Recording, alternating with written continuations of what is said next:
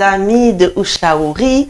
Oh, je suis dans la joie de nous retrouver encore pour ce premier mercredi du mois d'avril. Eh bien oui, nous sommes déjà au mois d'avril. Eh bien le mois d'avril, c'est le mois de la résurrection. Nous venons de fêter la Pâque, la mort et la résurrection de notre Seigneur Jésus. Alors ma prière pour chacun de vous, de mes amis, c'est que Dieu ressuscite ce qui était mort en toi, que Dieu ressuscite tes ambitions, que Dieu ressuscite ta motivation, que Dieu ressuscite tes rêves, que Dieu ressuscite tes projets et que tu ailles de l'avant. Alors pour ce jour merveilleux, j'aime tellement le premier mercredi du mois parce que nous avons un témoignage. Alors partage. Invite quelqu'un à suivre parce que les témoignages, ça nous booste, ça booste notre foi et ça nous remet sur le droit chemin. Ça nous permet de foncer encore, d'espérer encore et de continuer encore. Alors pour ce jour d'aujourd'hui, j'ai l'honneur de recevoir, d'accueillir sur ce plateau d'Ushauri une femme merveilleuse qui se nomme Ayoko. Alors bonjour Maman Ayoko. Alors nous aimerions que tu te présentes. Dis-nous qui tu es, comment tu te présentes à nous. Merci, shalom à toutes, shalom à tous. Comme mon pasteur vient de le dire, je m'appelle Maman Ayoko. Je suis nigérienne, je suis mariée, mère de 4 enfants. Ah oui, mariée, mère de 4 enfants. Eh bien, félicitations. Merci. Combien de filles, combien de garçons? 2 filles, 2 garçons. Wow, 2 filles et 2 garçons. Alors, notre témoignage d'aujourd'hui s'intitule « Où tu iras, j'irai ». Où tu iras, j'irai. Eh bien, vous écouterez l'histoire de Maman Ayoko qui a, si on peut dire, prononcé cette phrase en parlant à son mari, à son cher et tendre mari, Papa Épiphane, que nous saluons, j'espère qu'il nous suit, nous le saluons, et lui a dit « Où tu iras, j'irai ». Alors, Maman Ayoko, peux-tu nous dire qu'est-ce qui s'est passé pour que tu dises à ton mari, à ton cher et tendre, où tu iras, j'irai. Eh bien, nous découvrirons cela en parlant un peu, en relatant un peu ton histoire. Alors, comment t'es-tu rencontré avec ton mari? Parle-nous un peu de votre rencontre. Alors, on s'est rencontrés en 2001 à Niamey, oui. Par le biais de sa petite sœur. Moi, je partais chez eux parce que sa petite sœur était mon amie. Je partais chez eux. Lui, il me voyait, mais moi, je ne l'ai jamais vu. Il a contacté sa petite sœur pour lui dire « Écoute, j'aime ta copine. Wow. Est-ce que tu peux arranger les choses, comme on le dit en Afrique, arranger les choses pour moi pour qu'elle puisse être ma copine ?» Et c'est comme ça... un jour, il nous a invités à son bureau. Donc, moi et sa sœur, on est allés le rendre visite. Et c'est là la toute première fois que je l'ai rencontré. C'était en 2001. En 2001. Oui. Alors, tu l'as rencontré. Dès que tu l'as vu, ton cœur. Oui. Je sais qu'entre amis, donc comme sa sœur était ta copine, donc vous parliez là, oui, mon grand frère, il t'a vu, alors son cœur bat et tout ça. Et entre filles, vous savez comment ça se passe. Hein? Et bien, toi aussi, tu te dis, il faut que je le voie et tout ça et tout ça. Et voilà, il y a eu cette rencontre. Et quand tu l'as vu, tu as senti quelque chose. Évidemment, quand je l'ai vu la toute première fois, j'ai su que c'était mon homme. J'ai su que c'était mon homme, j'ai su que c'était l'homme vraiment que Dieu a choisi pour moi. Et voilà.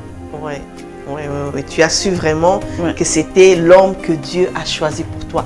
Mais donne un peu à nos amis un peu de tes secrets, de tes ingrédients. Comment savoir pour une fille célibataire qui voit un homme, voilà, on lui a présenté un homme, comment sentir que c'est vraiment lui? Est-ce que tu l'as senti d'un coup ou bien il a fallu un temps où vous voyez, et puis voilà, au fur et à mesure, tu as commencé à confirmer cette pensée que voilà, c'est vraiment lui l'homme de ta vie? Oui, j'ai tout de suite su, maman, j'ai tout de suite su parce qu'il était attentionné, il était respectueux à mon égard, souriant, un homme calme, posé et tout beau. Waouh! Tout beau. Ah, ça c'est bien, ça c'est bien. Alors c'est important, hein? Un homme qui est calme, un homme qui est posé, un homme responsable, un homme mature par sa façon de parler, hein? Par sa façon de se comporter, pas seulement vis-à-vis de toi, mais vis-à-vis de ton entourage, de ta famille, parce que tu l'as amené jusqu'à ta famille pour présenter à ta famille, voilà. Oui, je l'ai amené à ma famille. Il était très, très poli envers mes parents, envers ma mère, mon père et mes frères et sœurs, que c'était vraiment l'homme de ma vie. Ah oui, ah oui. Et puis, il en est suivi le mariage. Donc, vous êtes mariés. Ça n'a pas pris beaucoup de temps. Et il a demandé ma main. Donc, il y a eu la reconnaissance des parents, le mariage traditionnel. Après, on s'est marié à la commune de Niamey. Oui, oui, voilà. Et donc, vous avez commencé votre ménage à deux, donc votre vie de couple. Et de cette relation, vous avez eu 2 enfants, oui, donc 2 filles. Voilà. Et donc, tout se passait bien, l'amour fou, une belle petite famille, dans leur petit nid d'amour. Voilà. Et puis, voilà, il faut penser à la vie, il faut penser au lendemain. Et papa Epiphane a décidé de voyager pour chercher la vie, c'est ça? C'est ça, c'est ça. Il avait pris la décision d'aller se chercher comme tous les jeunes, ambitieux. Donc, il a pris le chemin de l'Europe en 2004. Donc, il est venu en Belgique, plus précisément en Belgique en 2004. En 2004, donc il est venu se battre pour chercher de quoi subvenir aux besoins de sa famille. Mais des fois, on se dit, voilà, on va aller, et que ce soit pour lui, que ce soit pour toi et les enfants qui sont restés, on s'imagine que voilà, ça ne va pas prendre trop longtemps. Mais il s'est passé que ça a duré. Ça a duré précisément 12 ans. 12 ans, c'est énorme. Oui, effectivement, ça a duré 12 ans. Lui, quand il partait, il me disait, écoute, si ça va être trop, c'est 2 ans, je vais te faire venir. Ou moi-même, quand je verrai que ça n'allait plus, je vais revenir. C'est ça qu'il m'a dit. Mais ça a duré 12 bonnes années. 12 ans. Eh bien, 12 ans d'attente. 12 ans de chagrin, parce que quand on a son amoureux qui est loin, c'est son cœur qui est loin. Et c'est pas évident parce qu'on voit les autres amoureux autour de soi et on est seul, on est dans la solitude, et en plus on a 2 enfants qui réclament leur papa. Il y a les difficultés financières et c'était pas des moments faciles à vivre. Non, ce n'était pas du tout facile, c'était très très difficile. Très très difficile, plus que le mot difficile. Une jeune maman, parce que Dieu m'a fait grâce de me marier très très jeune, et se retrouver avec 2 enfants sans mari, c'était très très dur, très dur. Mais je bénis le Seigneur parce que ma famille était debout, ma famille était là, ils m'ont soutenu, ils m'ont aidé, et il y avait aussi ma belle famille qui m'a soutenu aussi, que je salue, et vraiment j'ai vu la main de Dieu. Le Seigneur ne m'a pas lâché. Il y a eu des moments de tristesse, des moments de peine, mais j'ai vu la main du Seigneur. C'est ça. La main, heureusement que Dieu était là. Ce Dieu-là qui t'a convaincu que c'était lui l'homme de ta vie, ton mari, et il a été là pour te soutenir. Quoique ce n'est pas évident, surtout financièrement, mais tu as quand même vu la main de Dieu, parce que dans des situations pareilles, Dieu ne nous lâche pas, Dieu ne nous abandonne pas. Il nous fait toujours un petit clin d'œil. Et c'est ce clin d'œil que Dieu a fait. Eh bien, tu as repris les études, c'est ça? J'ai repris les études en 2008. dans une école de santé qui s'est très très bien passée. Après 3 ans de dur labeur, j'ai eu mon diplôme d'infirmière et j'ai vu la main de Dieu. Ouais. Ouais. Et là, tu as commencé le travail. Oui, j'ai commencé le travail chez des Américains, plus précisément à Samaritan Purse. Ils sont très très gentils. Je suis allée travailler en brousse pour aider les femmes, pour les sensibiliser, faire les vaccinations, les soins et même les accouchements. Oui. Et ça, c'était déjà un poids. Parce que financièrement, tu pouvais subvenir aux besoins des enfants et pouvoir un peu épauler la famille. Voilà. Mais entre-temps, il y a toujours cette atmosphère-là qui n'était pas bon, surtout des critiques des gens, des gens qui disent « Mais qu'est-ce que tu fais? Ça fait longtemps que ton mari est parti. Pourquoi tu ne cherches pas un autre mari ou… tu es encore jeune, tu peux encore te marier avec quelqu'un d'autre. » C'était pas facile de vivre ce temps-là, des critiques, des murmures, des calomnies. Comment tu t'en es sorti avec tout ça? En fait, effectivement, il y a eu ce genre de moments où la société, même pas ma famille, parce que ma famille s'est rangée de mon côté, ils m'ont beaucoup soutenu. C'est plus la société qui, a des fois, les gens, dès qu'ils te voient, ils commencent à parler entre eux et à me doigtant du doigt. Et d'autres qui parlent devant moi, ma présence, en disant que voilà, tu es jeune, il faut chercher quelqu'un d'autre, il faut le laisser, pourquoi tu perds ton temps à l'attendre? Mais moi, je savais que c'était l'homme de ma vie et j'ai attendu et Dieu a fait grâce. Mais c'était difficile. C'était difficile, ouais. Et je pense que quand c'est difficile de ton côté, quand tu as le papa Épiphane au téléphone, tu fais aussi la pression parce qu'en disant oui, ma situation, tu dois penser à me faire venir, comment je suis toujours là, les gens me critiquent, les gens parlent derrière mon dos. Et lui aussi, il a la pression sur lui. Et comment se passe votre relation à ce moment-là? À vrai dire, je ne l'ai jamais pressé, je ne l'ai jamais dit qu'il faut qu'il fasse les choses pour que je puisse le rejoindre. Non, je le comprenais parce qu'il m'expliquait que l'Europe, c'était pas facile. Donc, je lui donnais le temps, j'étais là, je patientais, je priais parce que j'avais vraiment la crainte du Seigneur. J'avais peur de l'Éternel et je restais là sans aller chercher ailleurs. Je me patientais, je me disais qu'un beau jour, tout va changer.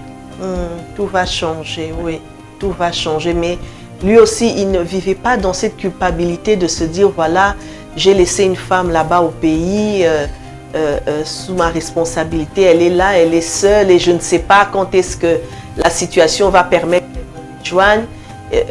Comment lui vivait ça, lui? C'était difficile pour lui parce qu'on parle souvent de ça. Et il y a eu un temps même qu'il m'a dit, écoute, j'étais en train de t'emprisonner, donc voilà, cherche-toi quelqu'un d'autre et moi je vais chercher quelqu'un ici. Que chacun de son côté, voilà, refasse sa vie. Ouais. Et ça, c'est des paroles dures. Hein. Oui, c'est des paroles dures. C'était difficile pour moi, mais le Seigneur était au contrôle. Et ce qui s'est passé aussi, c'est que tu étais persévérante. Tu savais ce que tu voulais. C'est ça? J'étais persévérante, ce qui m'a beaucoup aidée parce que c'est quelqu'un de bien. Les petites années qu'on est restés ensemble, c'est quelqu'un de très très bien. Donc je me suis dit pourquoi ne pas patienter, et le Seigneur était là. Voilà, je ne voulais pas lâcher malgré les circonstances, malgré les problèmes. J'étais accrochée à lui. Je ne voulais pas lâcher. Tu ne voulais pas lâcher. D'où la phrase où tu iras, j'irai. En fait, ton mari, c'était toute ta vie en fait. Ouais. C'est lui qui t'a amené à Christ? Effectivement, c'est lui qui m'a amené à Christ. C'est vrai que depuis l'enfance, parce que je suis née d'une mère musulmane, d'un père chrétien catholique, donc on partait à l'église avant, on partait à l'église catholique, mais il y a eu un temps où voilà, toute la famille est devenue musulmane, sauf mon papa qui est resté chrétien. Donc mon mari m'a parlé de Jésus, c'était vraiment en 2011. Il m'a parlé de Jésus et j'ai accepté Jésus en 2012. Ça n'a pas été facile pour moi de lâcher le Dieu que je servais, mais le Seigneur a fait grâce. En 2012 à Cotonou, j'ai accepté le Christ. Tu as accepté Jésus, oui. Le Dieu de ton mari. Oui, le Dieu de mon mari. Et tu l'as suivi? Oui, je l'ai suivi. Je me suis toujours accrochée à cette union, à notre relation. Et je disais au Seigneur, c'est l'homme de ma vie. Et là où il ira, j'irai. Et son Dieu sera mon Dieu. Amen. Oui, et Dieu m'a aidé. Et Dieu t'a aidé. C'est vrai que quand on fait des telles promesses à Dieu, Dieu n'abandonne pas. Dieu est toujours là, Dieu soutient et on voit la main de Dieu. Et donc tu as vu la main de Dieu.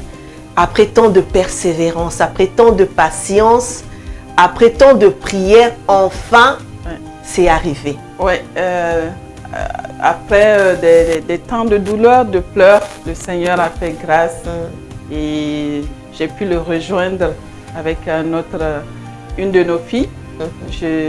On a effectué les déplacements depuis Niamey jusqu'en Belgique. Le Seigneur a fait grâce. Amen. Amen. Dieu est fidèle, Dieu est fidèle. Et lui-même, il sait pourquoi il a permis qu'il y ait tant d'années de séparation.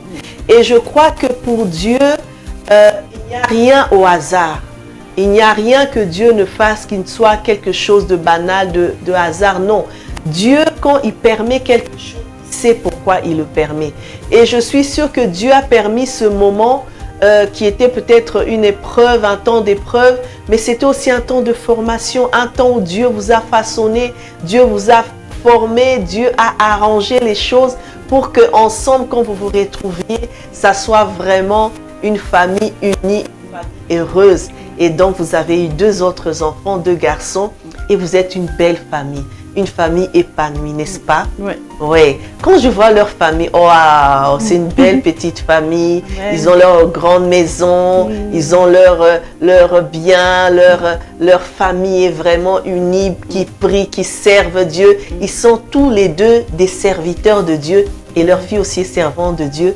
Donc vraiment, nous rendons grâce à Dieu. Dieu, c'est un Dieu fidèle. C'est un Dieu fidèle. Alors, quel conseil, maman Ayoko, peux-tu donner à quelqu'un? Ça peut être une fille, ça peut être un garçon qui est en train d'attendre, qui sait dans son cœur que ce que Dieu lui a promis, c'est ça que Dieu lui a promis. Ça peut être dans le domaine du mariage, ça peut être dans le domaine professionnel, dans le domaine relationnel, dans le matériel, dans quelque domaine que ce soit, Dieu lui a fait une promesse et cette personne sait au fond d'elle que c'est ça la volonté de Dieu. Mais il y a des embûches, il y a des blocages. Qu'est-ce que tu peux donner comme conseil à cette personne? Moi, je pense que la personne doit vraiment s'accrocher à Dieu. Ce qui faisait ma force, c'était ça.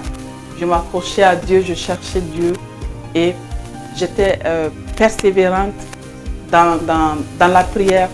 J'étais patiente, surtout la patience, il faut patienter parce que c'est des moments très très difficiles. On se pose la question, quand est-ce que, et vraiment il faut être très très patient, il faut prier et être persévérant. Donc les 3 P. Les 3 P, oui. Patience, persévérance et prière. Alors, tu retiens bien hein, les 3 P. Patience, persévérance et prière. Et avec tout ça, Dieu te donnera, réalisera ce que ton cœur désire. Alors, je veux nous laisser un passage pour aujourd'hui. Si nous pouvons lire dans Hébreux chapitre 10. Hébreux chapitre 10, le verset 36.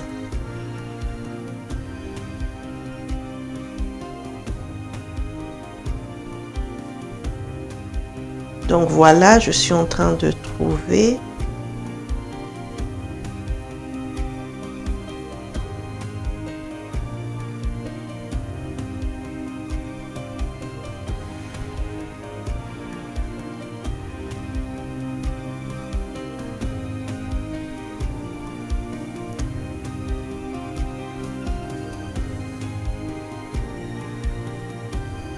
Je m'excuse. Voilà. Hébreux chapitre 10, le verset 36 qui dit ceci. Car vous avez besoin de persévérance, afin qu'après avoir accompli la volonté de Dieu, vous obteniez ce qui vous est promis. Vous avez besoin de persévérance. Alors persévère. Sois patient. Sois dans la prière. Parce que ce que Dieu t'a promis, il le réalisera. C'est vrai que les obstacles, il y en a toujours. Il y a toujours des embûches. Quand on veut recevoir vraiment quelque chose qui est dans la volonté parfaite de Dieu, il y a des embûches, il y a des obstacles, il y a des murs qui se dressent devant nous. Mais toi, sois patient. Persévère, reste dans la décision que tu as prise. Sois déterminé. Maman Ayok a été déterminée. Elle a eu cette phrase au fond de son cœur qui dit « Où tu iras, j'irai ». Elle était déterminée. Dès le premier jour où elle a vu son mari, elle a su que celui-là, c'est celui que Dieu a réservé pour elle dans sa volonté parfaite. Et elle était déterminée. Elle est allée jusqu'au bout. Elle a attendu 12 ans.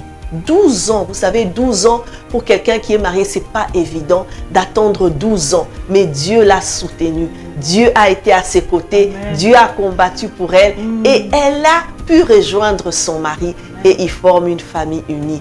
Alors, ce sera de même pour toi aussi. Ne baisse pas les bras. Persévère, persévère, persévère. Alors, nous allons prier, maman Ayoko.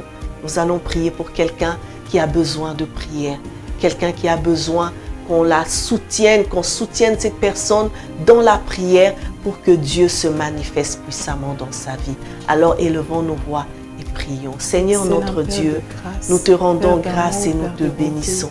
Nous te disons merci pour ce moment que tu nous as accordé dans ta présence. Tu as permis que nous puissions écouter ce beau témoignage de maman Ayoko et de papa Epi. Seigneur, nous te disons merci parce que c'est toi qui les as préparés l'un pour l'autre, Seigneur. Tu connaissais le projet que tu avais pour ce couple, ô Dieu de gloire, et tu as réalisé cela, Seigneur. Tu les as amenés, Seigneur, jusqu'à l'accomplissement de tes promesses, ô Dieu de gloire. Seigneur, ce soir, nous voulons prier, oh toi, pour mon frère, pour ma soeur qui traverse cette situation où il a besoin de persévérance, où il a besoin de patience, où il a besoin de prière, Seigneur mon Dieu. Ces personnes qui attendent cette promesse, qui attendent la réalisation de sa promesse, qui a reçu cette promesse, Seigneur, mais qui se trouvent confrontés à des obstacles, à des embûches, Seigneur, oh Dieu de gloire. Je prie, Seigneur, pour que tu te manifestes puissamment dans la vie de cette personne, Seigneur. Donne le courage là où il y en avait plus. Donne la force, Seigneur. Oh Dieu de gloire, donne la détermination, Seigneur. Relève ces personnes qui avaient baissé les bras, qui s'est découragé, Seigneur, qui s'est laissé envahi par la tristesse, par le chagrin. Donne la joie, donne la paix, Seigneur. Et la force de continuer la marche, la force de continuer, Seigneur, oh Dieu de gloire, jusqu'à voir la réalisation de tes promesses. Que ton nom soit loué, que ton nom soit béni. Au nom de Jésus, nous avons ainsi prié. Amen, amen, amen. Nous acclamons le Seigneur. Notre Dieu est merveilleux, n'est-ce pas? Amen. Il est merveilleux. En tout cas, merci beaucoup, maman Ayoko, de nous avoir partagé ton histoire, ton vécu, ton témoignage. Et nous prions que Dieu continue encore à vous faire bien à Amen. Toi et à ta famille. Amen. Alors, à nous, les amis de Ushauri, je vous dis à la semaine prochaine. La semaine prochaine, nous aurons un autre thème. Restez connectés, Que Dieu vous bénisse. Passez une bonne fin de semaine et à la fois prochaine.